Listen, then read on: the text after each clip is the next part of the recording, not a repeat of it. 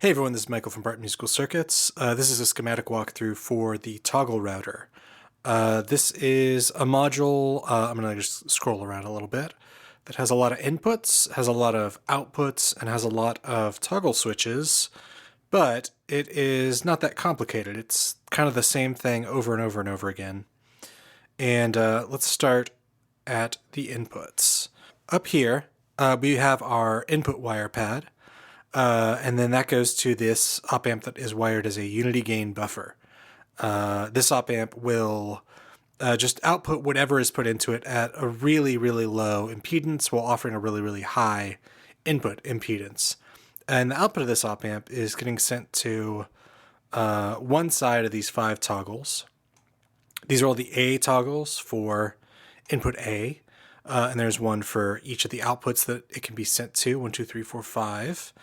And so because it's being sent to so many different places, that's why we want to have this low output impedance, so you get the same signal sent absolutely everywhere. And then the signal is also being sent to this inverting op amp stage. So we have a 100K resistor to the input, and then a 100K feedback resistor going to the negative input from the output, and then the positive input is grounded. So whatever signal is going to get sent from here, the opposite signal is going to get sent back from here, because it's going to try to make pin 6, the negative input, be at the same potential as pin 5, which is ground. So it's always going to try to cancel it out. The more current you put in this way, the more current is going to get sent backwards this way, and that's how you get a negative version of the input signal. And the output of this op amp is getting sent to the other side of all these toggles. So these are toggles here. I drew them in sort of a ugly drawing, but each one is an on-off-on. So it can either be, this 100K resistor is either connected to that non-inverted signal or the inverted signal, or it's to nothing. And these 100K resistors, there's one on each toggle, and they all connect to each other on the side that's not on the toggle.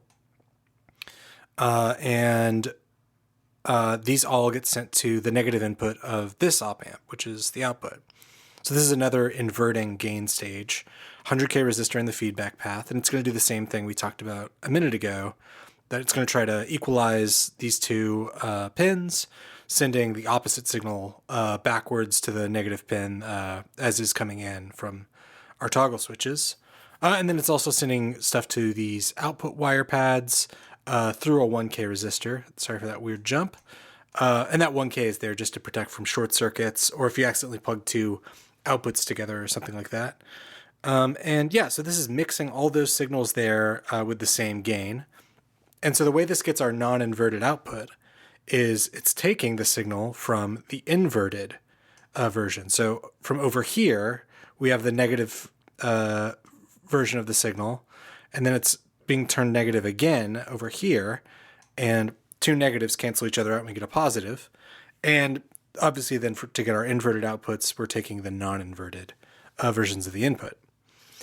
And that's it. It's just that same thing. There's 5 of these output op amps, and then 5 of those input op amp sections of 2 each.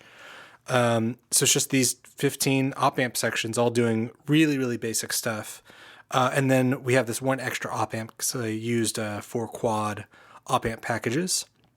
And then all that's left is our power connections here. This is the Euro rack, and then this is the MOTM style connector that are parallel with each other. They connect to our power rails that go to our ICs through these 10 ohm resistors. And those resistors kind of act as a fuse, and they also are half of a passive low pass filter with these 10 UF electrolytic capacitors, and then also they help provide more filtering for these 0.01 UF caps. That's helping it's just making absolutely sure that there's no signal that's getting transmitted to the power pins of the ICs, and that's pretty much all this module is doing. It's just taking signals from an input to an output and either inverting them or not, and then mixing them together. And that's all it's got to do. If only life could be so easy for all of us. So yeah, thank you very much.